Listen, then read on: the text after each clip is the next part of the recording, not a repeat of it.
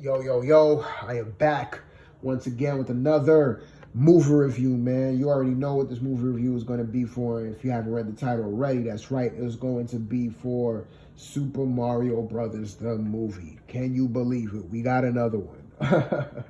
But yeah, man, saw it not too long ago. I'm here to give my thoughts. Man, I remember when they announced this film almost 2 years ago, and I was skeptical, to say the least, because we all know that the original Super Mario Brothers movie, we all know how that turned out. So when I heard that they were doing another Super Mario Brothers movie, I'm like, I don't know, man. Then when they announced the cast, when they announced like Chris Pratt, who was going to be playing the voice of Mario, I was just like, what the hell? Like, how does that work? So that was already like a bad sign. I was just like, oh yeah, man, this is going to be another cash grab because, it's an easy character, iconic character, making a film out of it. They're going to be very lazy with it. And yeah, it's probably, this is not a good sign.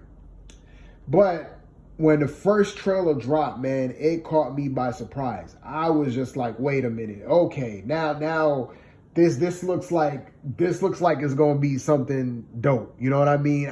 Maybe I gotta pay a little bit more attention to this. And fast forward to now that the movie's out, now that I saw it, I'm happy to say, man, I really like this movie a lot, man. It's a very fun movie, very entertaining movie, very lighthearted, very cool movie. This is the Super Mario Brothers movie that we should have gotten years ago. This is a video game movie for video game fans. This is a Super Mario Brothers movie for Super Mario Brothers fans, first and foremost, hands down. This is a very faithful movie to the source material. And as a fan of video games, as a big fan of Mario, like I love that, man, because whenever Hollywood depicts something, whenever Hollywood takes something from another medium of entertainment, whether it's video games, whether it's a book, and they make it into a movie, we all know how that could turn out.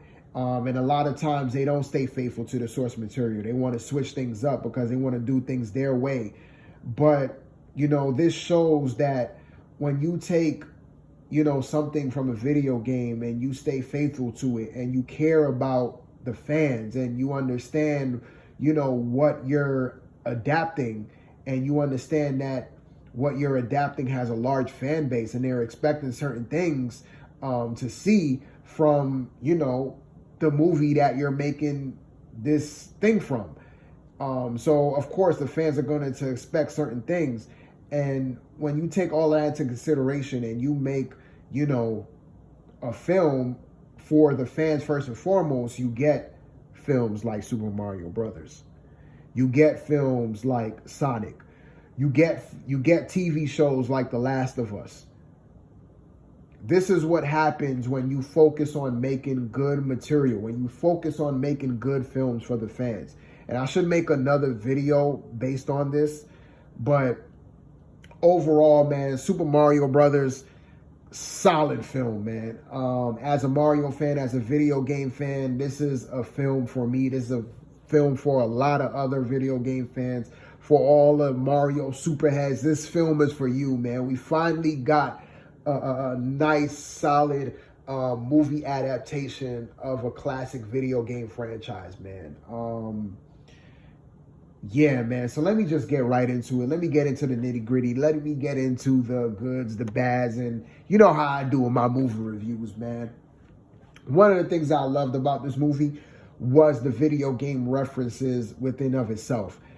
Because instead of like throwing video game references, Super Mario Brother references left and right, just out of nowhere, it doesn't make any sense. Instead of doing that, they actually took the time to implement these video game references in a very creative way, in a very unique way, and ways that it serves purpose to the overall story, the overall film that they made.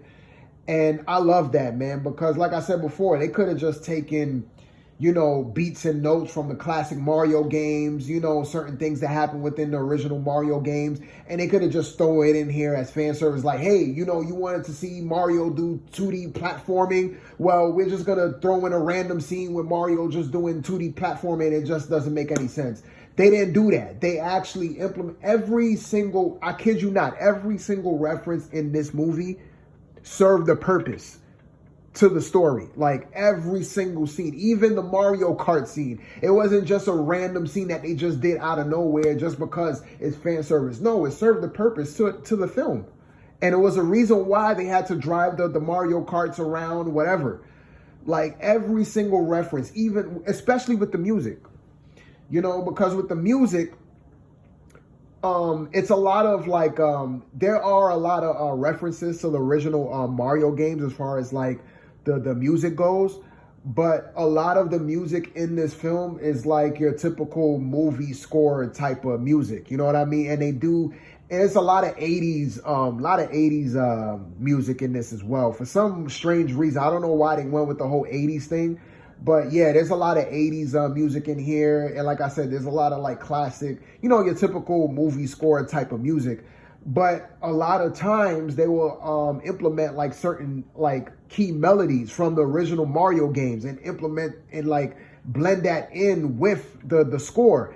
And it's like dope because a lot of times when you're listening to the music, you're like, oh, wait a minute. I remember that melody from this one level in Mario, or I remember that sound from, you know, playing this Mario game and stuff like that. It's stuff like that that makes this film great, man. It's stuff like that that highlights that highlights this film, you know, because the references are done so creatively to where you're paying attention to every single thing. You're paying attention to, you know, the music. You're paying attention to certain scenes like, oh, okay, like that. Yeah, that's from the game. But like I said, at the same time, it still serves a purpose within the story that they're telling. So with the references, man, I think that is like the shining parts of this movie. And like when you watch it from beginning to end, you're like, yeah, this is a Super Mario Brothers movie, all like from start to finish. There's not one scene that's out of place. There's not one scene where it's just like this ain't Mario. Like this is not how Mario acts. This is not nothing like the games. Like every single scene in this film is like straight from a Mario game, whether it's the old games or whether it's the newer 3D games. And all the references and the Easter eggs that they thrown in there it serves a purpose, man. It's there for a reason. And that's what I love about it the most. You could tell that the people who created this movie, they really wanted to throw in as many references as they can. They didn't throw a lot. There was still a lot that they left out, but the ones that they had in there, it was very well appreciated. And I love the heck out of that, man. Another thing that stood out to me too was the villain, man, Bowser.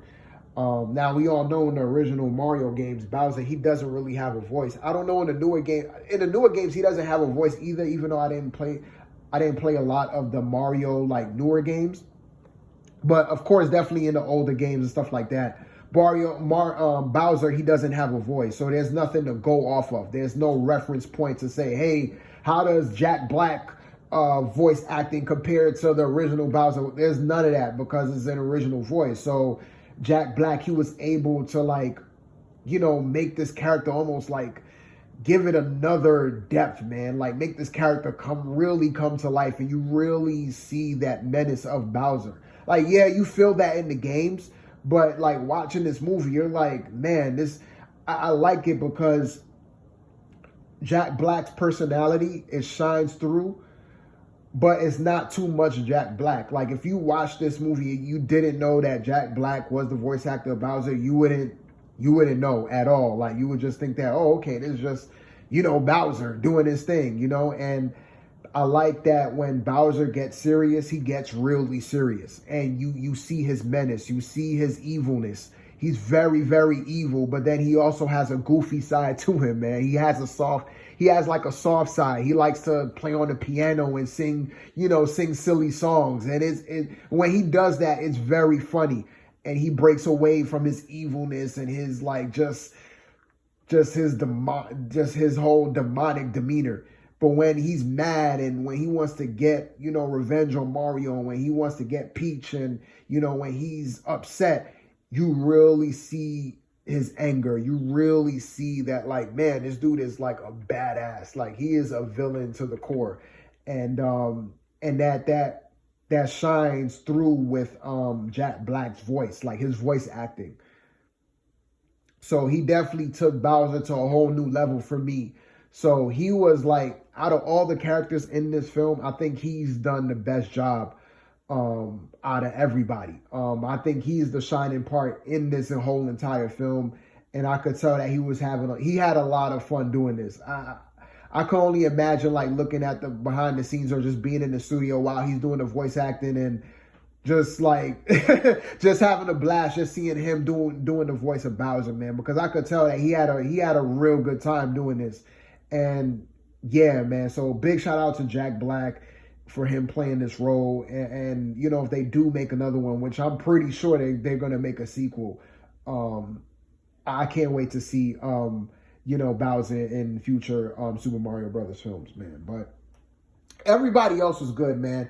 Even Chris Pratt as Mario. Now, I know that concerned everybody when they did announce that he was going to be playing the voice as Mario. But he done a great job, man. I'm like, yo, this is Mario, man. His voice acting was really good for the character, man. And that's surprising, So big shout out to Chris Pratt, too. For just like, I guess, subverting everybody's expectations of what he would do with Mario, because I think he did a solid job here. And everybody else, man, Luigi, Princess Peach is another one that I liked a lot, because you would think that somebody like Princess Peach, she'll be like a damsel in distress. She would just be there just to, be like a plot device. Just be like the character that gets kidnapped, waiting on the hero to save her. Like, no, she's not like that. Like, Princess Peach, she's a badass in this film, man. She's very athletic. She's very active. She gets into the action. And if you're like a Super Mario head, then you will know that in the original Mario comics from the 80s, she was a badass character in the comics. Like, she was depicted as like a very strong and tough like princess. And that's how she's depicted in this film. So even for the Super Mario fans, they could look at that like, oh man, like, yeah, I could tell that they did their homework. Like, this is what I mean by like just staying faithful to the source material and knowing what you're adapting, like knowing the source material that you're adapting and making sure that you're staying true to the original source material. You don't have to delve away from that, because this is what fans want to see, And yeah, man, so the characters were great. The action was great. The story was good. Overall, at the end of the day, this is a solid and fun film, man. And as a Mario fan, I'm so glad that I saw this film. I know a lot of people like me who is much older, who grew up with these games in the 90s.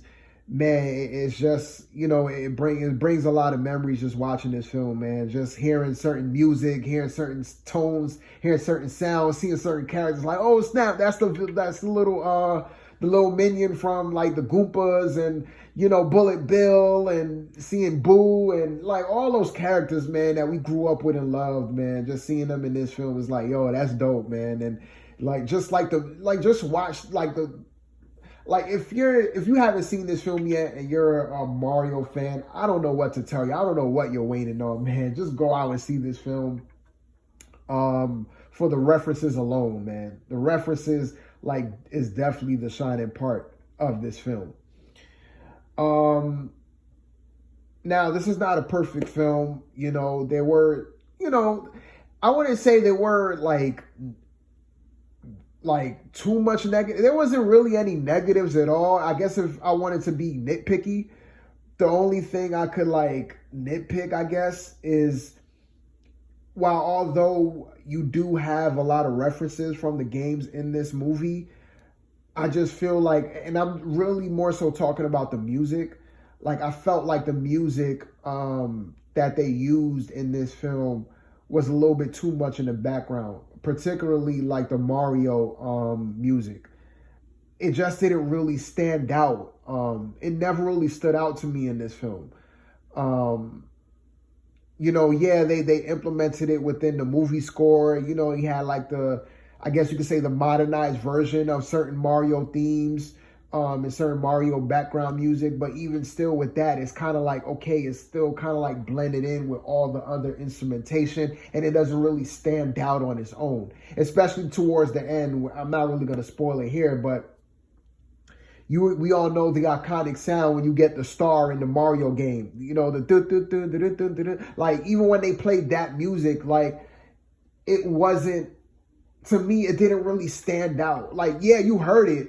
It was like more like a modernized version of that theme song, but it wasn't like the classic. They didn't really use a lot of the classic sounds. It was more so like a modern sound with more modern instrumentation. And I just felt like they could have done a little bit more of a better job just making those like beats and notes shine a little bit more to where they're a little bit more in the forefront instead of like so subtle and in the background. But like I said, that don't really take away from the film overall. It's just a little minor nitpick, you know what I mean?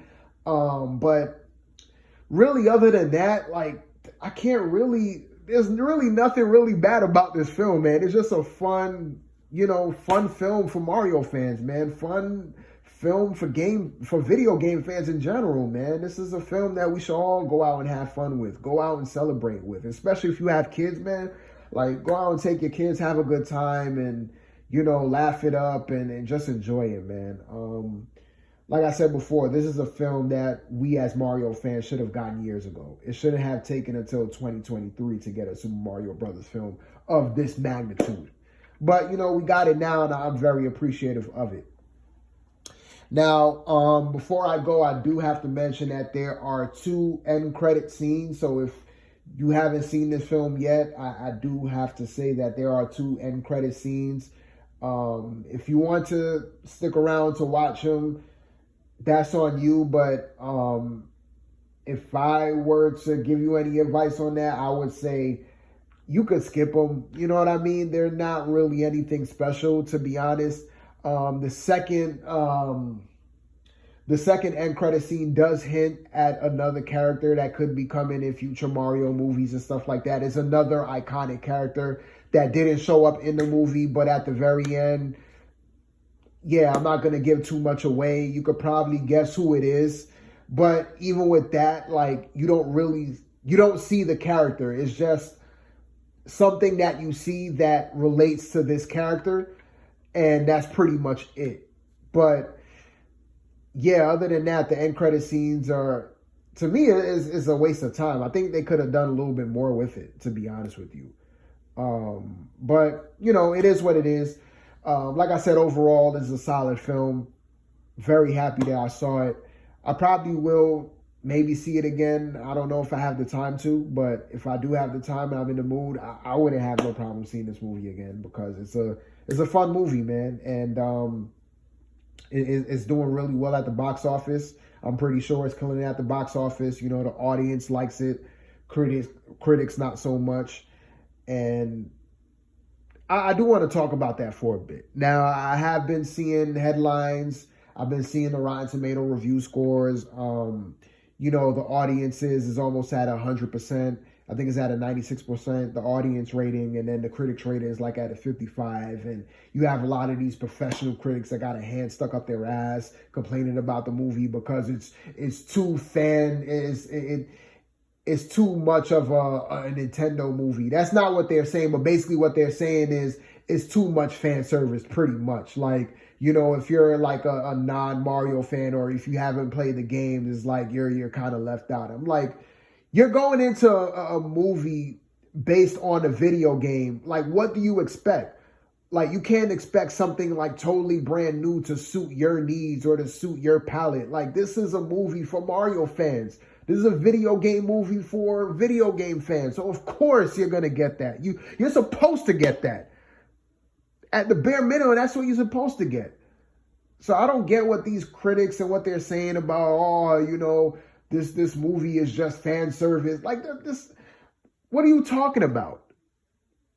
You know, these movie critics, a lot of these movie critics are a joke, man. And this is part of the reason why, you know, we have like these comic book films like the MCU and the DCU going down the freaking toilet because, you know, they're listening to people like these critics and they're changing, you know, they're changing certain characters around to make them more modernized, to make them more palatable for non-fans. And it's just like you see what you get at the end of the day with that. But when you get films like Mario and stuff like that, you shouldn't expect something that deviates so much from the source material to where it becomes unrecognizable just because you want to please the critics. Like, no, man. Like, so I'm here to say F all the critics, man. This is a movie for video game fans. This is a movie for Mario fans. And I love every single minute of it, man. So I am going to wrap my review up from there. And until my next one, man, I'm out.